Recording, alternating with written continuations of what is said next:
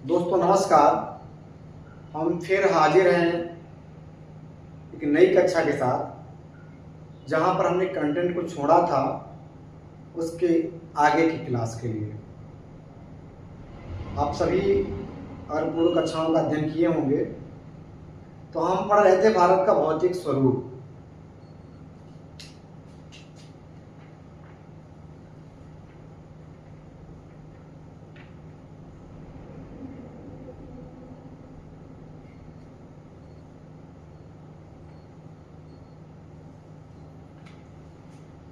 भारत का भौतिक स्वरूप जैसे कि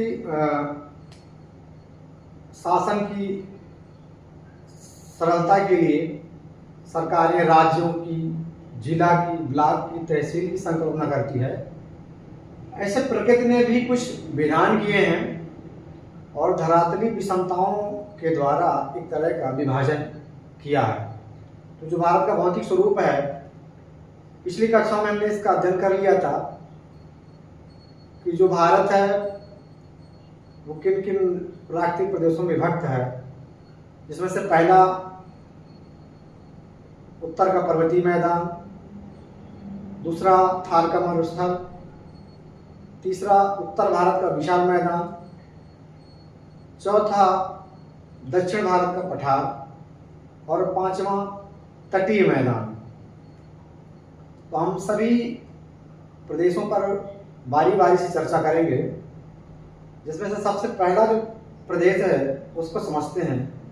सबसे पहले हम मैप बनाना सीखें, चाहे वो किसी भी विषय वस्तु का हो, उसका एक सेगमेंट हमको आना चाहिए।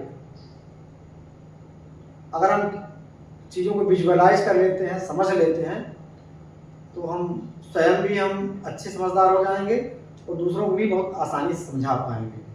तो सबसे पहले हम मैप बनाते हैं।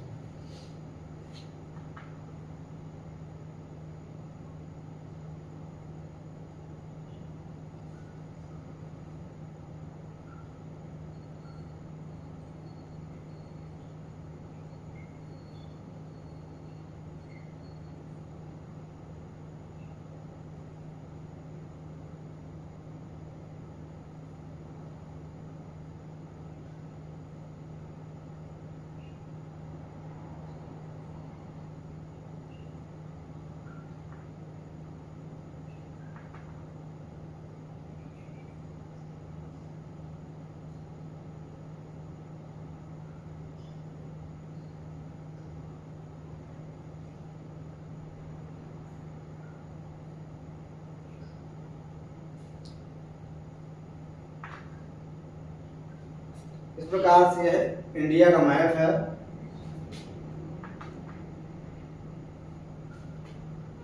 तो हमें सबसे पहले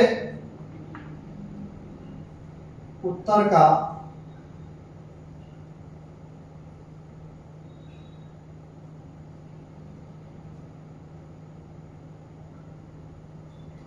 पर्वतीय भाग जानना है और यहाँ की विशेषताओं को जानना है। जैसे कि मानचित्र में आप सभी जानते ही हैं कि हम इस प्रकार से दिशाओं का अवलोकन कराते हैं। तो जो उत्तर दिशा है वो मानचित्र में सबसे ऊपर होती है, दक्षिण दिशा सबसे नीचे होती है। तो उत्तर के पर्वतीय भाग से तात्पर्य यहाँ की पर्वत श्रेणियों से है।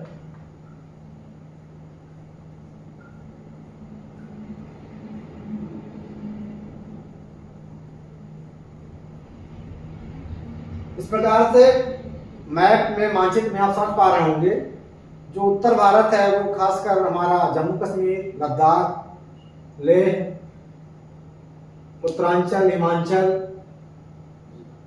और उधर चीन कई कुछ हिस्सा, नेपाल और इधर फिर पूर्वोत्तर राज्य जैसे कि असम, मेघालय, नागालैंड, मणिपुर, इन प्रदेशों तक विस्तृत पर्वतमालाएं फैली हुई हैं। और ये हिमालय की पर्वत श्रेणियां हैं। उत्तर का पर्वतीय भाग में मुख्यतया हिमालय आता है। एक जानकारी और हम पूर्व में समझ लेते हैं। वैज्ञानिकों का, भूगोलवेत्ताओं का मानना है कि दरअसल जो हिमालय है वो पृथ्वी की आंतरिक हलचल के कारण दबाव स्वरूप प्लेटों में टकराव हुआ और उस टकराव के कारण थोड़ा सा समझते हैं प्रैक्टिकली। मान लीजिए इंडिया है,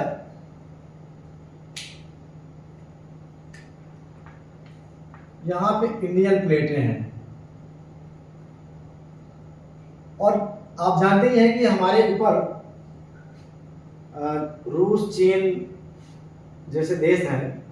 रूस इतना बड़ा देश है कि वो 2 महाद्वीपों में बटा हुआ है, एशिया और यूरोप में, इसलिए उसको यूरेशिया महाद्वीप में स्थित होना बताया जाता है। और यहीं पर जस्ट हमारे ऊपर ही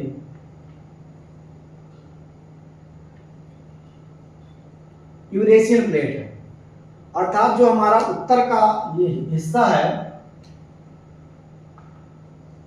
जो उत्तर का हिस्सा है ये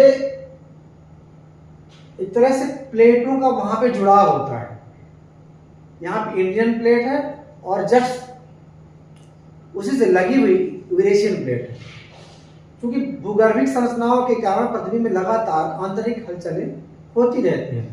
उसके आधार पर आपने देखा होगा कई बार भूकंप, ज्वालामुखी, सुनामी जैसी स्थितियां पैदा होती हैं। तो वैज्ञानिकों का और भूगोलवेत्ताओं का मानना है कि टर्शियरी काल में हिमालय पर्वत का विकास हुआ, यानी कभी टीथिस नाम का सागर हुआ करता था। जहां आज हिमालय पर्वत है,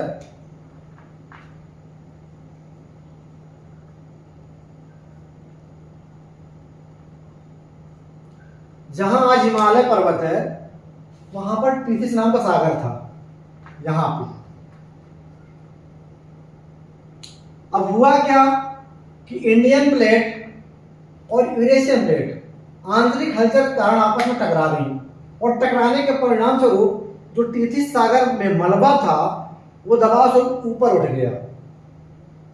जैसे 2 तरफ से अगर किसी वस्तु को बीच में रख के दबाया जाए तो वो वस्तु अपना आकार लंबवत कर लेगी और उसका स्वरूप बिगड़ जाएगा। ठीक उसी प्रकार से जब टीथिस नाम के सागर पे प्लेटों का दबाव पड़ा तो जो उसका नीचे का मलबा था वो ऊपर उठ गया और ऊपर उठने के कारण हिमालय पर्वत का निर्माण हुआ। और वैज्ञानिकों का यह मानना है कि ये निर्माण जो हुआ टर्शियरी काल में हुआ। अब ये टर्शियरी काल क्या है? दरअसल हर विषय की एक अपनी शब्दावली होती है, चाहे वो चिकित्सा की हो, विज्ञान की हो, इतिहास की हो। तो इसी तरह से भूगोल में टर्शियरी काल, जिसको हिंदी में बोला जाए तृतीय कल, यानी कि इसकी आयु अगर हम आपको बताएं तो 66 मिलियन वर्ष पहले से लेके लगभग 3 वर्ष मिलियन तक के काल को टर्शियरी काल कहते हैं। तो ये माना गया कि उसके पूर्व में सागर था और सागर में दबाव पड़ा तो उसका मलबा ऊपर उठा और वह हिमालय का आकार ले लिया और तब से यह टर्शियरी काल से लेके आज भी नए नए मतलब हिमालय पर्वतों में परिवर्तन हो रहे हैं।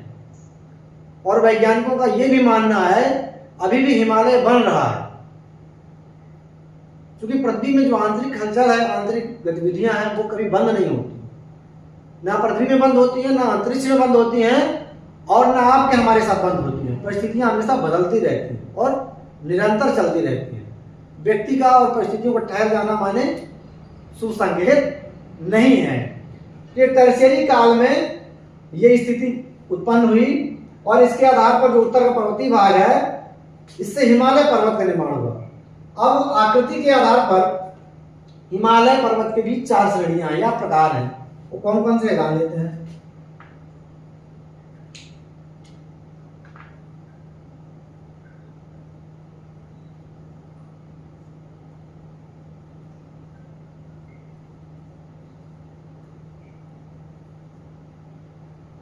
इसमें सबसे पहला है trans Himalaya.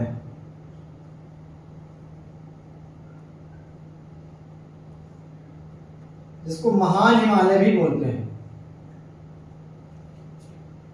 Trans Himalaya,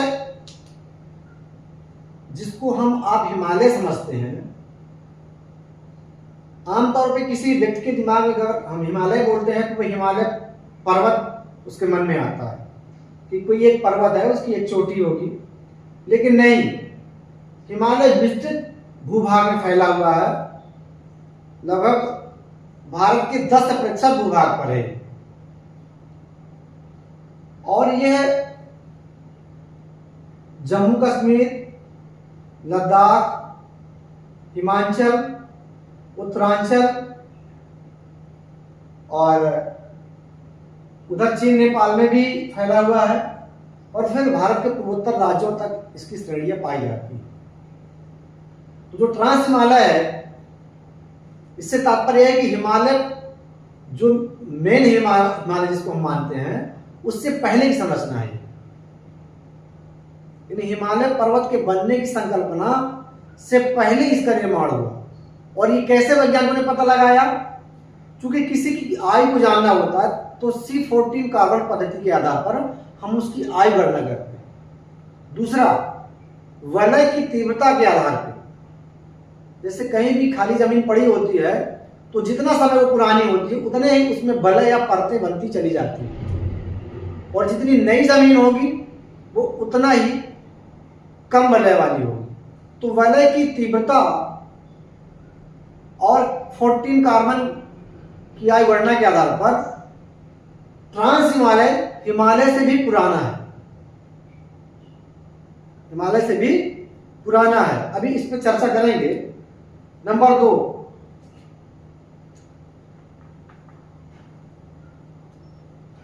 trans Himalaya के बाद जो है आपका दूसरा जो है वो बृहद हिमालय।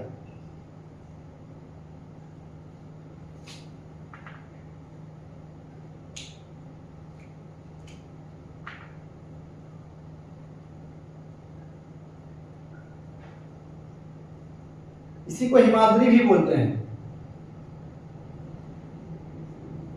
तीसरा, लघु हिमालय।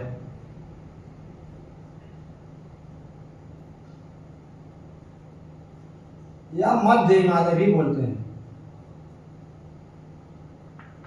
चौथा,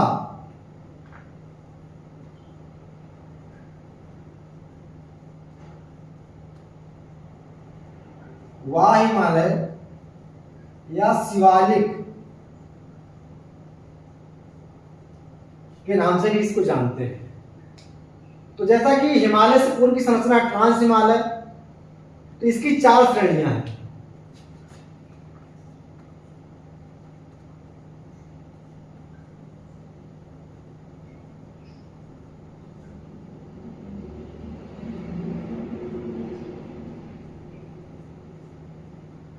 सबसे पहली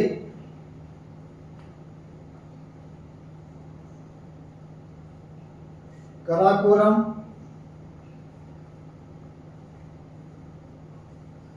लद्दाख,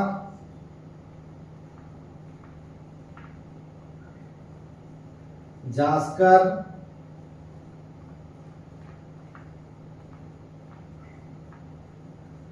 कैलाश या तिब्बत श्रेणी। ट्रांस हिमालय भी 4 श्रेणियों में विभक्त है। तो गौरतलब है कि भारत में पहले ये 4 श्रेणियां हुआ करती थी। कराकोरम जो यहां पर है, उसके बाद लद्दाख ये वाला एरिया है, फिर जास्कर ये वाला एरिया है, और कैलाश तिब्बत ये वाला एरिया है, जो सन 1962 में चीन ने धोखे से भारत पर हमला करके उस क्षेत्र को कब्जा लिया, जिसे कि अक्साई चीन भी बोला जाता है। और यह भी मान्यता है कि इसी तिब्बत मानसरोवर में हमारे भगवान शिव का कैलाश पर्वत नामक स्थान भी है। लेकिन अब वह श्रेणी चीन के कब्जे में है। तो इस आधार पे हमने आपको बताया कि बृहद वो ट्रांस हिमालय जो महान हिमालय है उसकी 4 श्रेणियां हैं: काराकोरम श्रेणी, लद्दाख श्रेणी, जास्कर श्रेणी।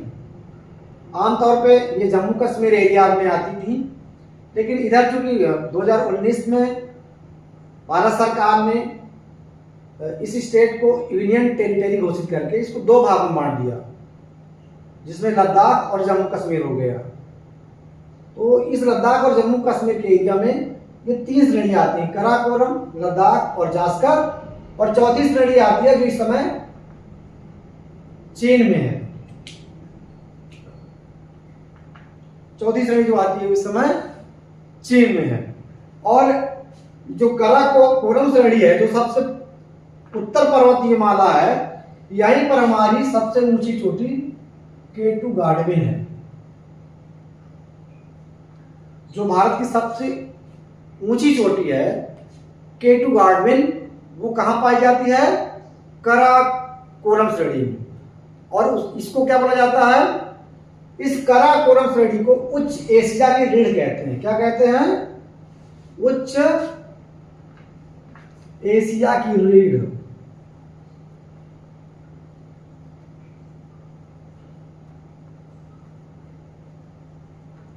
उच्च एशिया की रीढ़ भी इसको बोलते हैं।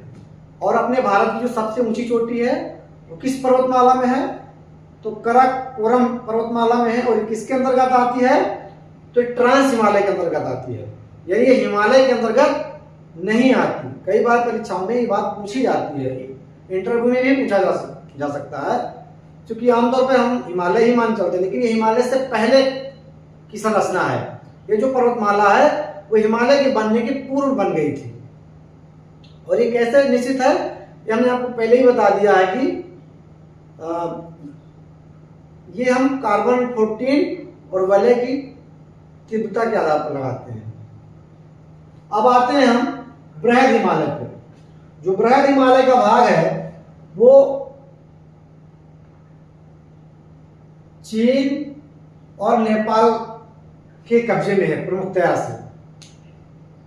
तो बृहद हिमालय में जो भारत की जो नेपाल की सबसे ऊंची चोटी है एवरेस्ट चोटी। कौन सी चोटी है?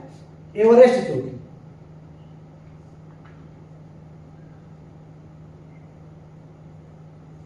हिमालय पर्वत की सबसे ऊंची चोटी है जिसकी ऊंचाई 8,848 मीटर है, वो नेपाल में पाई जाती है। और वो बृहद हिमालय का हिस्सा है, जिसे एवरेस्ट को नेपाल में सागर माथा भी कहते हैं।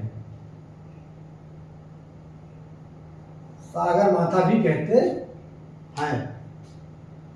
और एवरेस्ट ही नहीं, कंचनजंगा, नंदा देवी, नंगा पर्वत और बड़ा लाचा पर्वत, ये सब बृहद हिमालय यानी हिमाद्री में आते हैं।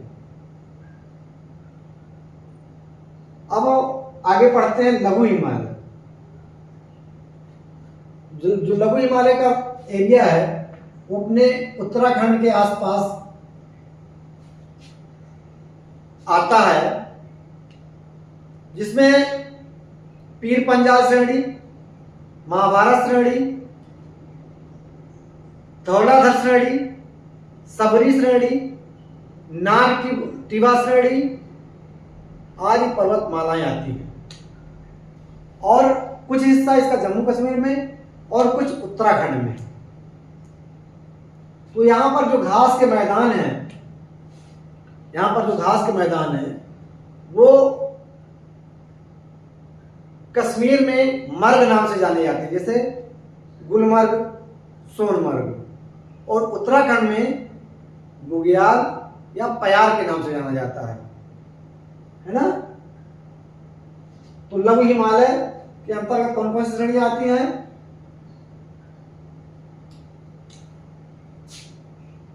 यहां एवरेस्ट के साथ साथ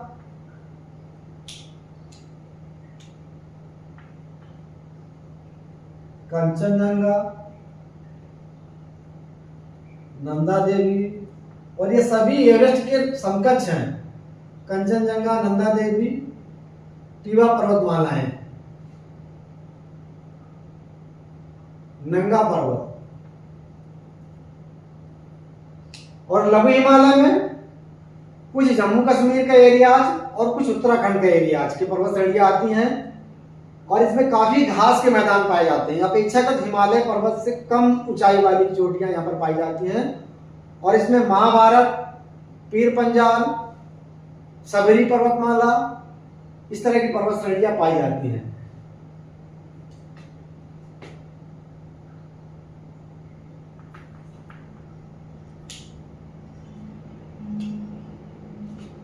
महाभारत,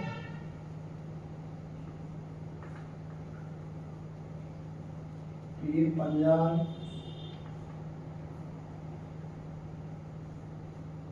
सबरी, और सबरी के साथ साथ जो है धौलाधर,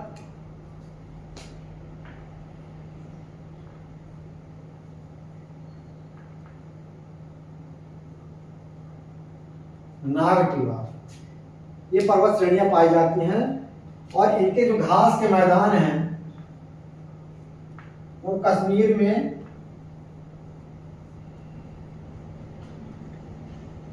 मर्ग, जैसे कि सोनमर्ग, गुलमर्ग, और उत्तराखंड में बुग्याल या पयार नाम से जाने जाते हैं। ये पर्वत श्रेणियां बृहद हिमालय की अपेक्षा कम ऊंचाई वाली होती हैं, और घास के मैदान ज्यादा पाए जाते हैं। अब आते हैं वाह हिमालय या शिवालिक। तो वाह हिमालय अर्थात हिमालय से बाद जो पर्वतमाला विकसित हुई उसको वाह हिमालय बोलते हैं, या शिवालिक भी बोलते हैं। यह अब तक का सबसे नवीन हिमालय है, और इसमें अभी भी निर्माण कार्य प्रकृति द्वारा जारी है। तो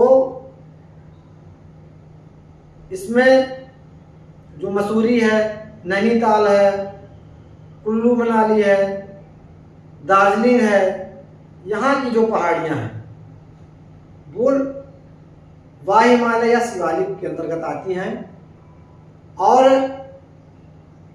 इसके निचले भाग को दून बोलते हैं, है ना। जैसे कि आपने उत्तराखंड में देखा होगा देहरादून, पैरादून, ऐसे करके नाम है। यानी वहां इन पहाड़ियों को दून बोलते हैं, और दलदली इलाके यहाँ ज्यादा पाए जाते हैं, साथ में वनावरण ज्यादा पाया जाता है। और ये कहाँ पर है पर्वतमालाएं? ये पर्वतमालाएं आपकी मसूरी, कुल्लू, मनाली, दार्जिलिंग, खासकर जो आपका हिमाचल प्रदेश है वहां पर आती है। और ये लघु हिमालय से भी छोटी पर्वतमालाएं हैं। अगर औसत आकार देखा जाए तो लगभग 1700-2000 मीटर के आसपास की पर्वत श्रेणियां यहाँ पे पाई जाती हैं। जो हिमाचल प्रदेश का एरिया है यहाँ पे ये पर्वत श्रेणियां पाई जाती हैं। यहाँ पे वाह हिमालय, यहाँ कुल्लू मनाली, दार्जिलिंग, यहीं पे रोहतांग दर्रा भी है जो बहुत खूबसूरत है, और अधिकतर सैलानी वहां पे घूमने जाते हैं। कुल्लू मनाली दार्जिलिंग का इस समय दौर चल रहा है। ये भी जानने की जरूरत है, ये वाह हिमालय के क्षेत्र में आता है, अर्थात हिमालय से बाहर का क्षेत्र है, पर हिमालय पर्वत श्रेणी के अंतर्गत जो उत्तर पर्वत श्रेणी है उसमें आता है। इस प्रकार से आज हमने उत्तर का पर्वतीय भाग और कहाँ कहाँ फैला हुआ है, कौन कौन सी चोटियाँ उसके अंदर आती हैं, और क्या उनकी विशेषताएं हैं, उस क्षेत्र को क्या बोला जाता है, इसके विषय में जाना। आगे की कक्षा में हम आगे के भागों को समझेंगे। धन्यवाद।